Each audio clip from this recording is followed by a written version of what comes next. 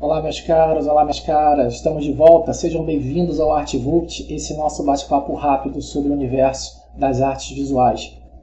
Pessoal, o ArtVult de hoje, nós vamos voltar a falar sobre a Idade Média, um tema muito interessante, né? Muita gente gosta, se interessa pela Idade Média, mas pouco conhece. Nós já falamos anteriormente sobre a Idade Média, né? Mais especificamente sobre os mosaicos do período românico e sobre a arquitetura gótica. Eu vou deixar aqui o link dos vídeos, né, para vocês verem se você perdeu, que de certa maneira se conecta a esse daqui, principalmente sobre a arte românica, que é o tema do ArtVult de hoje. Mais especificamente, gente, a gente vai falar sobre a arquitetura do período românico ou romanesco. Inclusive, eu vou explicar aqui a origem desse nome, tá? Bom, é sempre importante lembrar, estou deixando aqui o vídeo mais uma vez. Se você tem alguma dúvida, nós já conversamos sobre isso, né? Sobre aspectos importantes da Idade Média em vídeos passados. E eu estou deixando aqui para você voltar a ver, ou para você ver pela primeira vez, caso você tenha perdido. Tá? Mas uma coisa importante de bater na tecla quando se fala Idade Média, principalmente na chamada Alta Idade Média, que é o período que a gente vai ver hoje, ou seja, são os primeiros anos aí do que se veio a chamar a Idade Média, depois da desestruturação do Império Romano do Ocidente no final do século V, inicia-se esse longo período que convencionalmente séculos depois, passou-se a chamar de Idade Média, beleza? Então a Alta Idade Média é justamente esses primeiros séculos desse período, que é o que a gente vai falar hoje, mais especificamente sobre a arquitetura da Alta Idade Média, que é a arquitetura românica ou romanesca. Já vou explicar por que esse nome.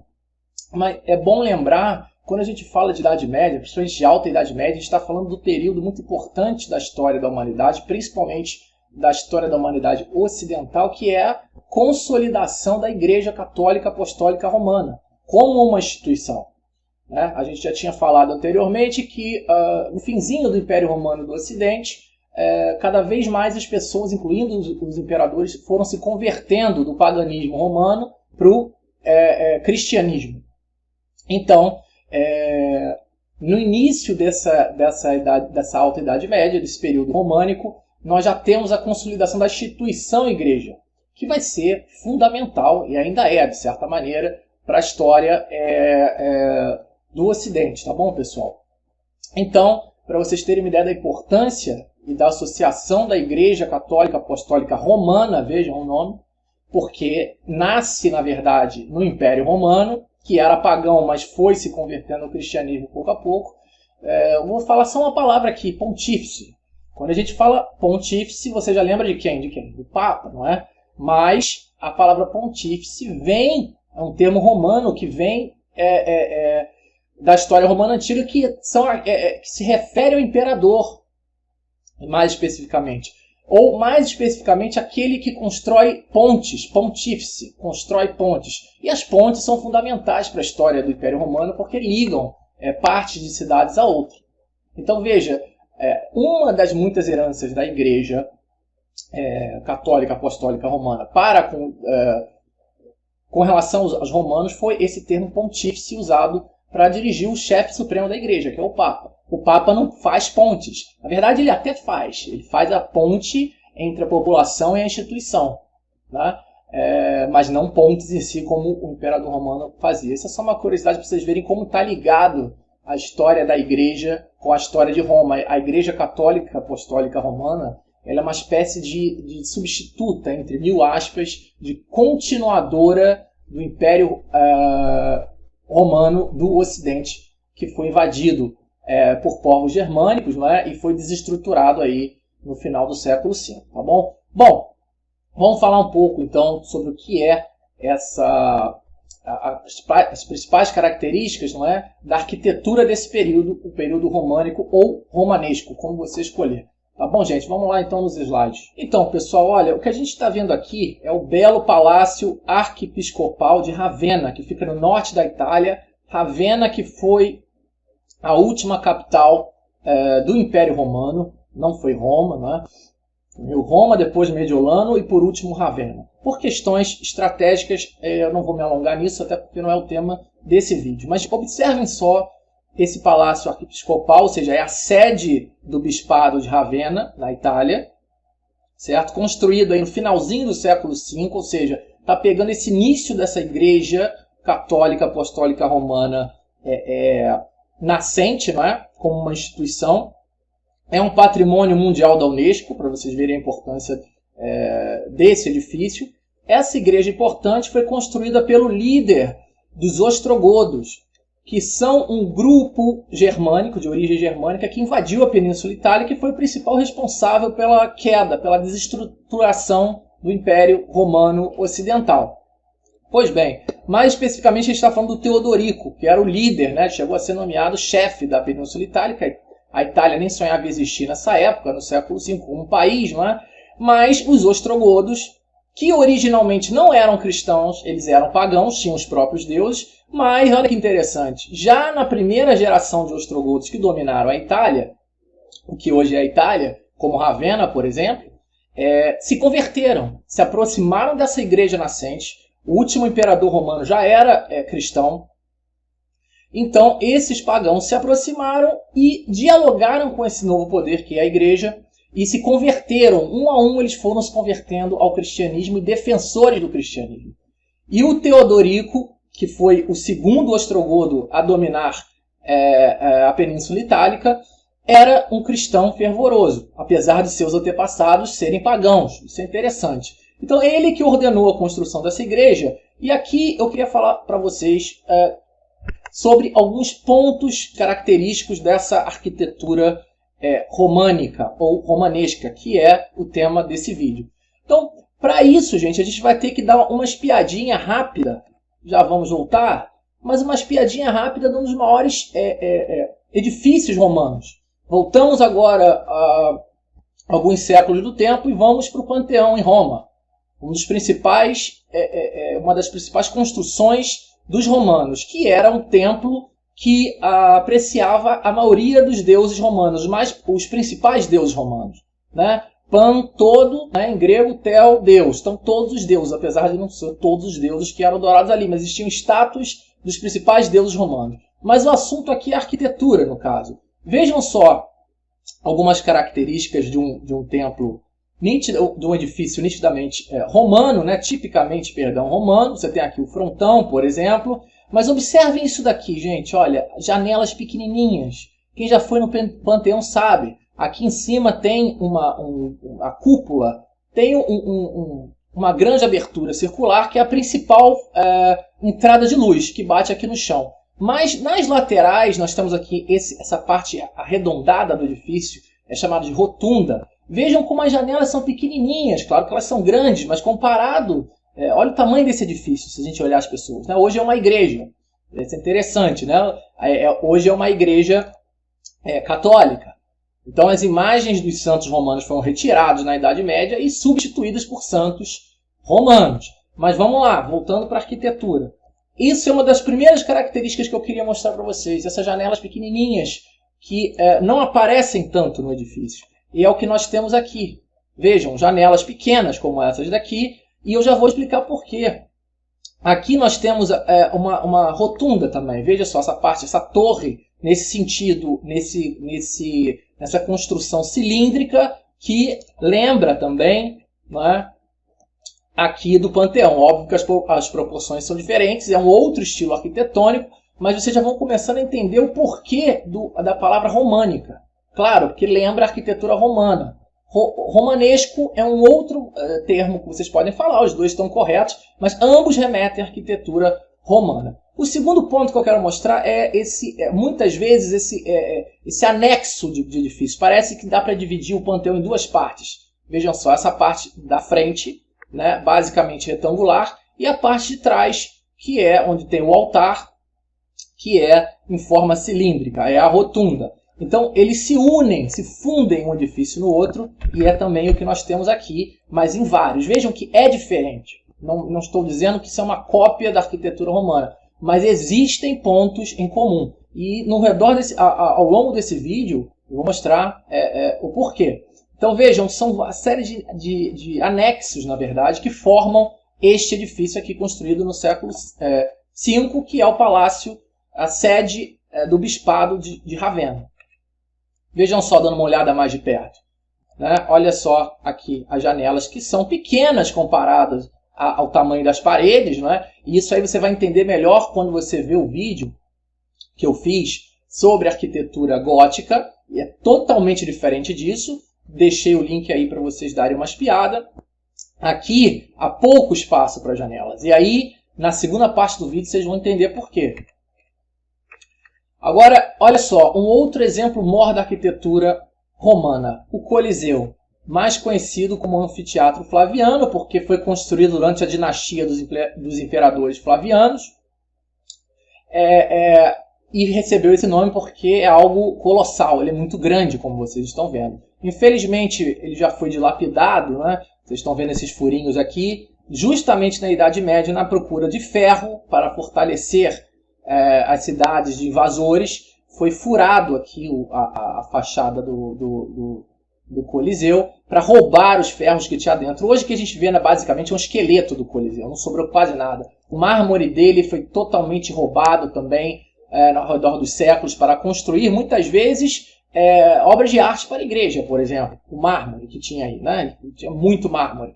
Pois bem, o que eu quero chamar a atenção para vocês é aqui, ó, uma das maiores invenções arquitetônicas concernentes aos romanos, o arco, chamado de arco de volta perfeita ou arco romano.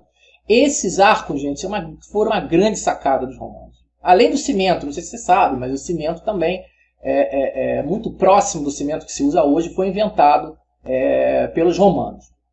Mas o arco, gente, ele distribui o peso da estrutura, ele abre, tá vendo aqui? Ele deixa espaços abertos, mas ele distribui de maneira igual o peso de cada coluna, para que ela não desabe. Isso aqui é mármore, então é muito pesado. O arco distribui esses pesos. Terremotos e outros eventos já fizeram ruir parte, como vocês estão vendo aqui. Mas você ainda consegue ter uma boa ideia do que é o Coliseu. Mas o que eu quero chamar a atenção são esses arcos. Uma invenção da arquitetura romana que foi amplamente utilizado nessa primeira parte da Idade Média. Olha aqui os arcos das janelas, né? Aqui nessa foto está mais perto, a gente consegue ver melhor. Janelas em forma de arcos romanos, por isso românicas ou romanescas. Aqui também na Torre Cineira, olha.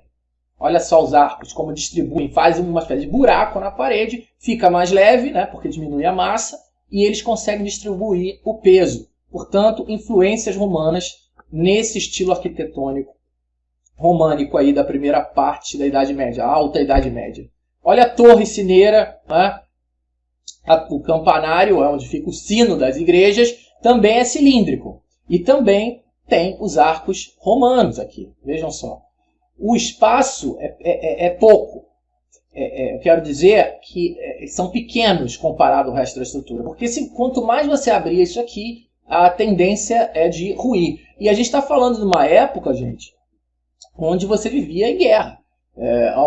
Estamos falando de uma Europa fragmentada, não é? Não mais uma Europa, digamos, entre aspas, unificada pelo Império Romano. Ele se desagrega e você tem uma série de pequenos reinos ou reinos maiores que muitas vezes entram em guerra entre si.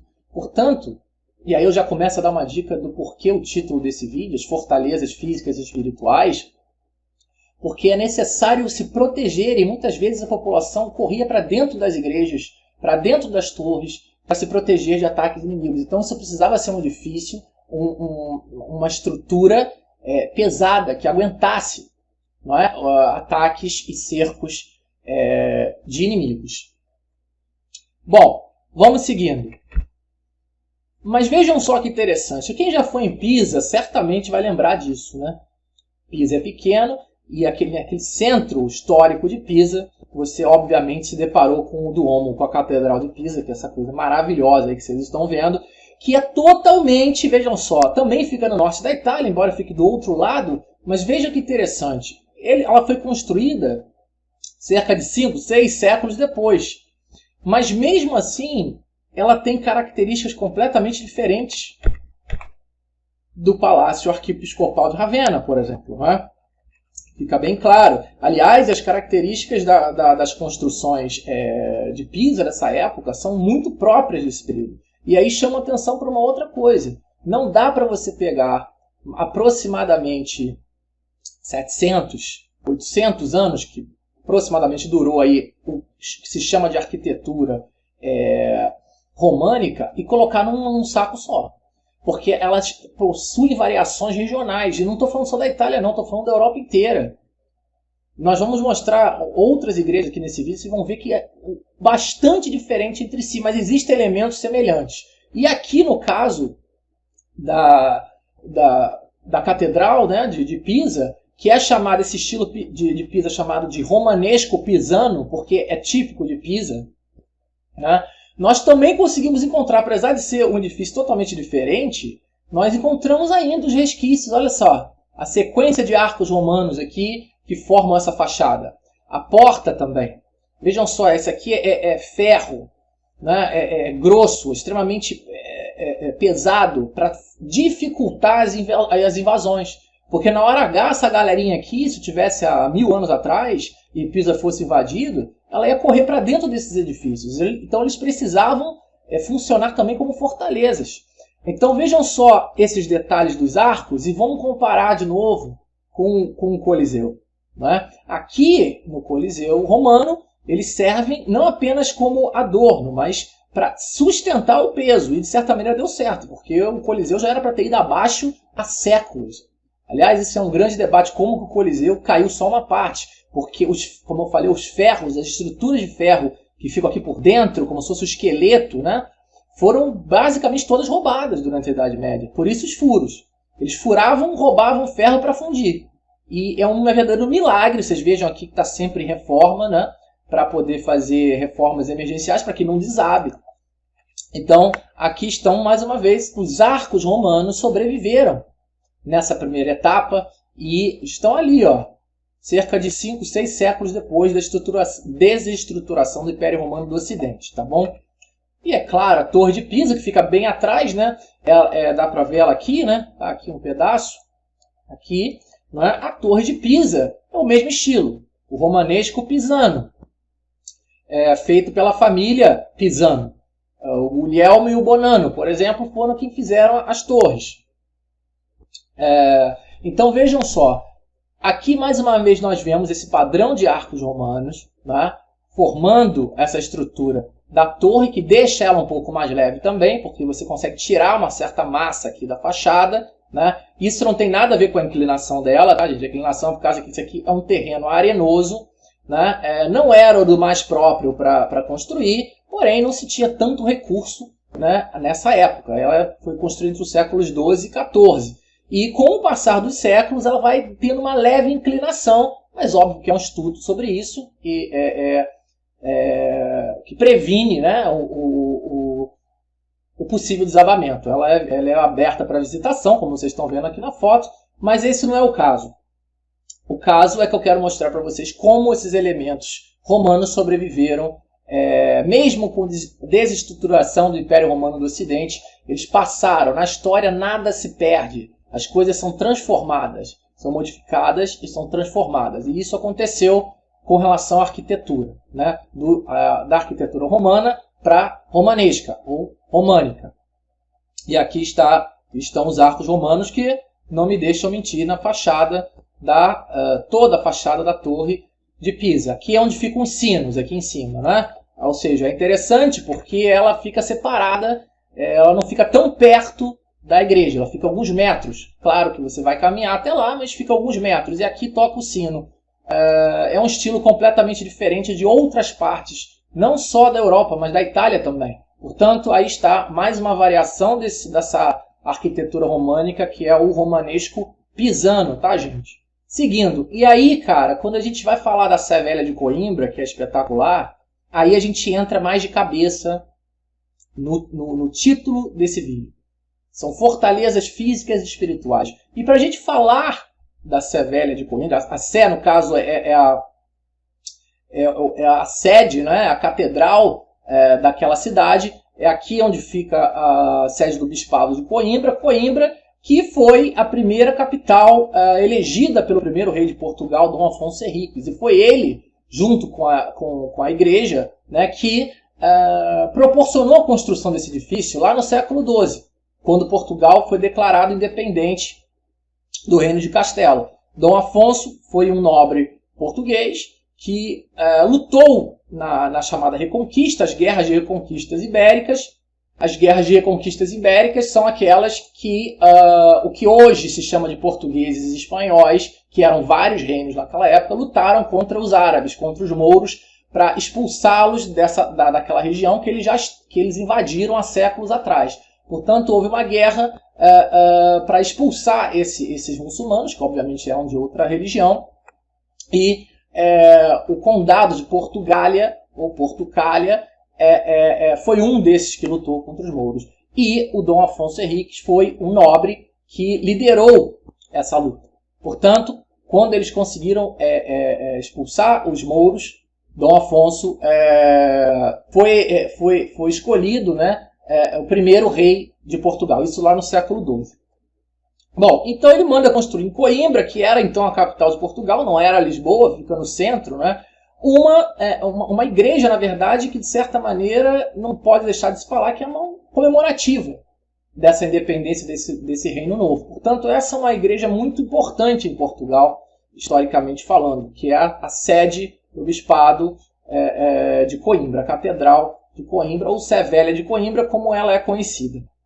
Agora, deem uma olhada só na estrutura dessa igreja, também românica, tá? Já embora no finalzinho do período românico, mas ainda românica, e nós vamos perceber, mais uma vez, olha só, gente, a presença do arco de volta perfeito, o arco romano, a estrutura, olha só a janela como é fininha, pequenininha, essa outra aqui também, entra pouca luz, portanto, são edifícios majoritariamente escuros dentro.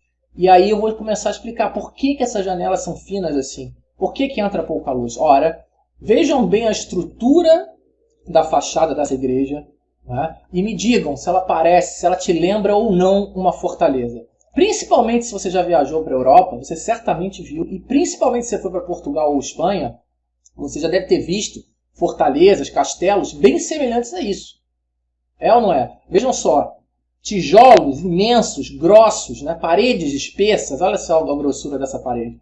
Ela é espessa, ela é feita para dificultar invasões, como uma torre, como uma fortaleza, como um castelo medieval. E mais, essa parte aqui de cima que vocês estão vendo, assim, esse dentilhado, quem conhece bem o norte da África, mesmo que em vídeo, Portugal e Espanha, certamente está reconhecendo isso daqui.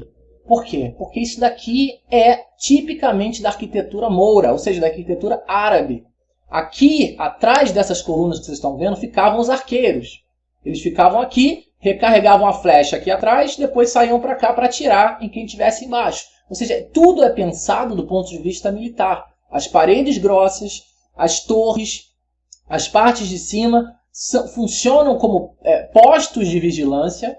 Né? Então é muito interessante a gente pensar nisso, porque dentro do mesmo edifício você tem o sagrado, que é o que remete à religião em si, a essência do edifício igreja, né? Para você atingir o sagrado por meio das orações, e o profano, que ficam os soldados aqui, né? Lá em cima, né? Ficavam, né? E aí eles estavam ali, cara, prontinhos para avisar possíveis invasores que estivessem chegando e para atirar naqueles que estavam aqui abaixo. Ou seja, por isso fortalezas físicas e espirituais. As fortalezas físicas é óbvio, né?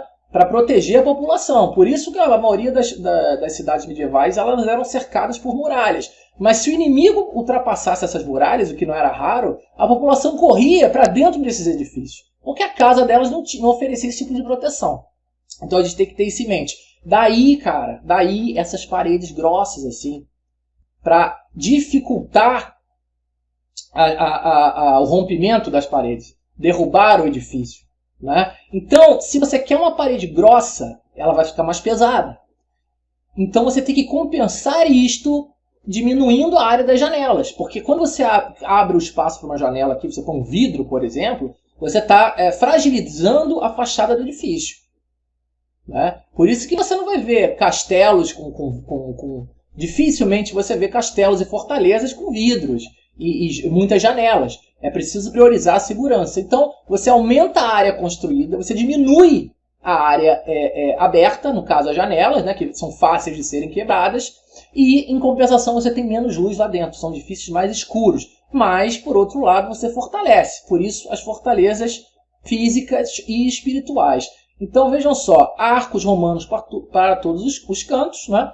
Aqui temos estruturas, como eu falei, que lembram a arquitetura moura. Depois desse vídeo, ou então você dá uma pausa aí e bota lá na busca na internet, arquitetura moura ou mourisca, e que você vai entender o que eu estou falando. Isso aqui parece, na verdade, uma torre mourisca, né, de proteção.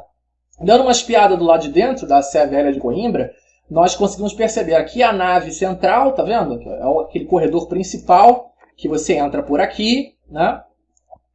É onde entra a noiva, né? E a família da noiva e do noivo, que ficam aqui está o altar, tá vendo? Mas o que eu quero mostrar para vocês é uma estrutura interna. Veja, é tudo de pedra, é tudo robusto, pesado, né? Para poder resistir a ataques exteriores. E também, olha lá, sequência de arcos romanos. E a gente volta lá para a imagem do Coliseu. Olha lá, a sequência de arcos que dá sustentação para essas colunas, que dá sustentação para o teto. Não é? Então é interessante de observar como a herança romana foi passando pelos séculos seguintes. Vamos trocar de país e de igreja agora. Vamos falar um pouco da igreja de Saint-Trophime, em Arles, na França, que também é diferente. Concordam comigo? É diferente de tudo que eu já mostrei. Como eu falei, existem realidades diferentes dependendo do local da cidade europeia que vocês estão. A igreja de Saint-Trophime, em Arles, é uma igreja românica, mas é completamente diferente das que eu mostrei.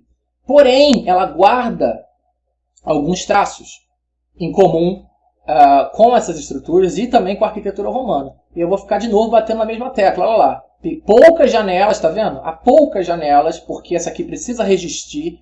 Essa estrutura aqui precisa ser grossa e ela é pesada e ela precisa resistir. Então, quanto menos abertura nela, mais solidifica essa fachada. Mas olha só, janelas romanas em formatos de arco romano, colunas coríntias, também muito usado pelos romanos, né? O tímpano, que é essa parte aqui, esse meio círculo aqui que fica em cima da porta. A porta não dá para vocês verem talvez por aqui, mas isso é madeira, mas é grossa, é maciça. São muitos centímetros de grossura para dificultar justamente a invasão.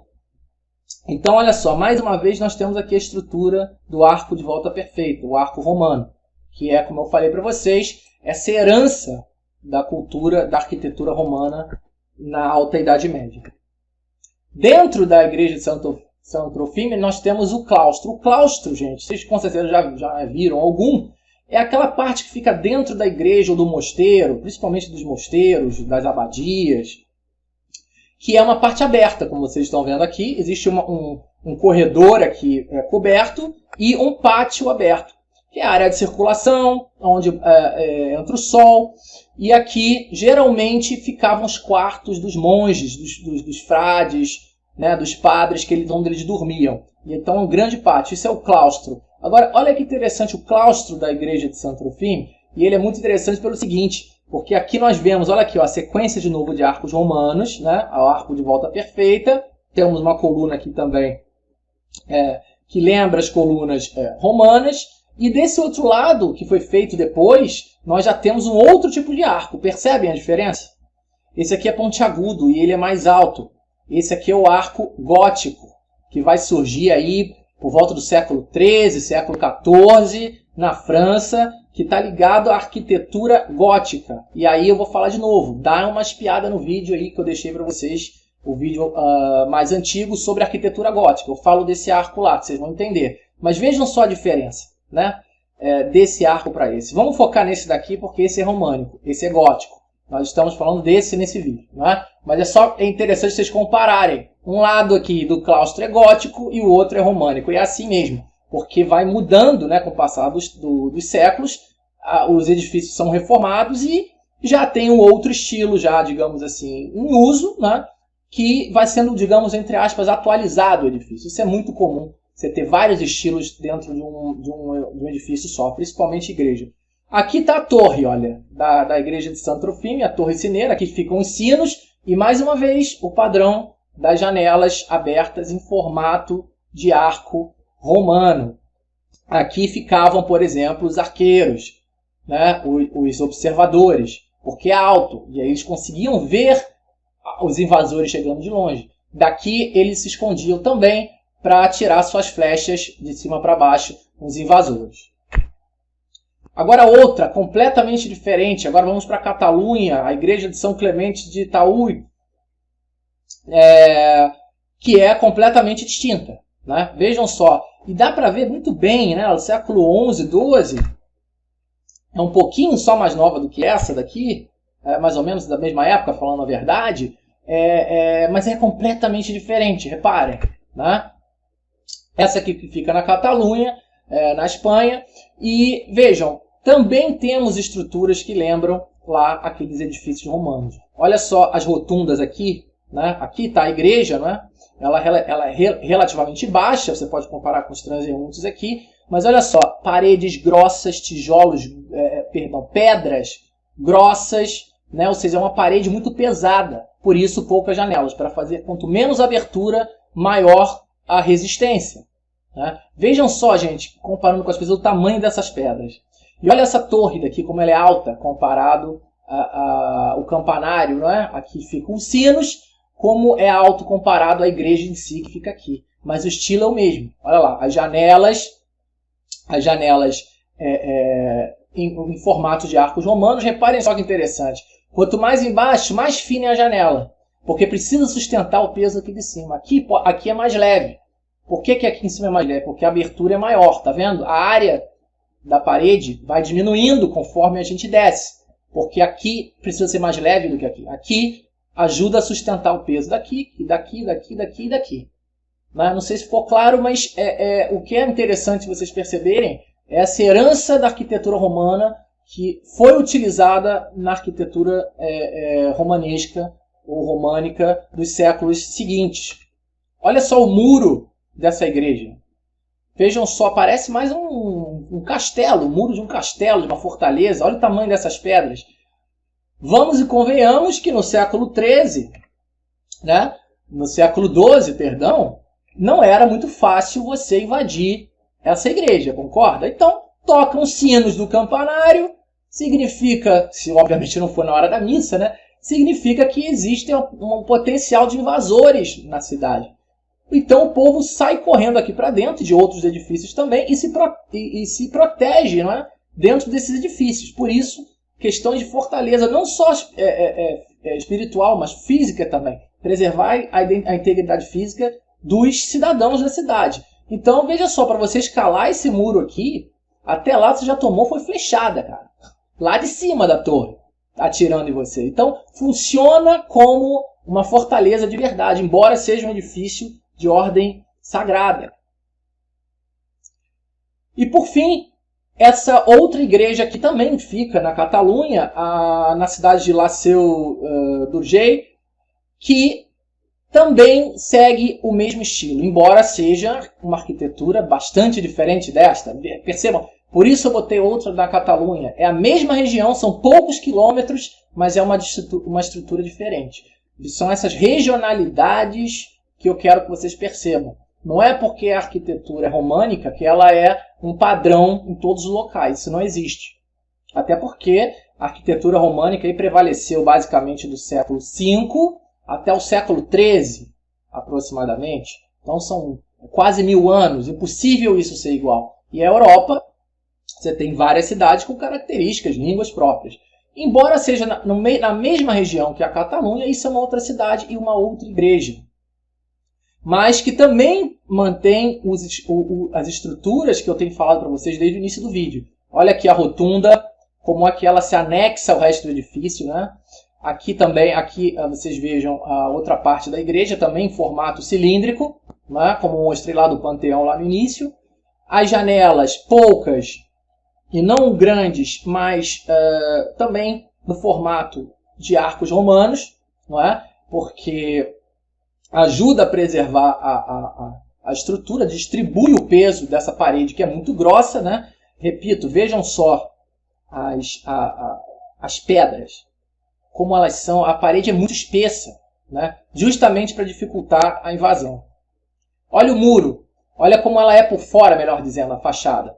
Mas parece uma fortaleza, um castelo. Quem já teve um castelo na Europa sabe do que eu estou falando. Vejam só o tamanho dessas pedras. É para ser intransponível. né? Intransponível. E a gente também tem que falar de uma época que não existiam canhões ainda, que nessa época que eram feitas essas estruturas que eu estou mostrando, não existiam canhões ou grandes canhões capazes de destruir essa parede. A gente está falando então de algo extremamente robusto, não é, que servia para proteger a própria população da cidade. E claro, né, nessa altura do campeonato eu não preciso mais falar, mas vou falar assim mesmo porque eu sou chato. Aqui tudo em formato, né, as janelas em formato dos arcos romanos. Então percebam que as coisas estão interligadas.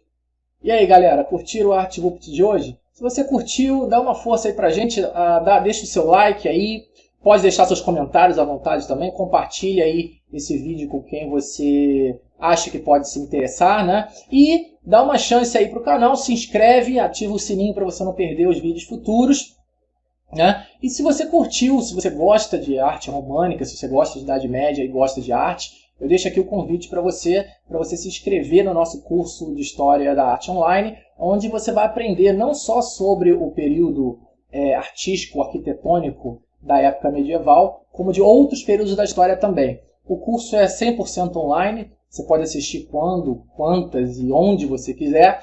Uma vez comprado, o módulo é seu para sempre, então você pode rever como você quiser e quantas vezes você quiser. Tá? As informações sobre as inscrições do curso, gente, eu vou deixar aqui embaixo, tá? Nas informações do vídeo. Eu aproveito também para convidar vocês para conhecerem o canal, né? O canal do curso no YouTube, e também estamos no Instagram e no Facebook, divulgando ideias, trocando ideias sobre História da Arte e sobre o nosso curso de História da Arte Online. Eu vou deixar aqui o link também, se você quiser se inscrever, vai ser muito bem-vindo. Tá bom, pessoal? Por hoje a gente fica por aqui, espero que vocês tenham curtido. E a gente se vê no nosso próximo ArtVupt. Forte abraço!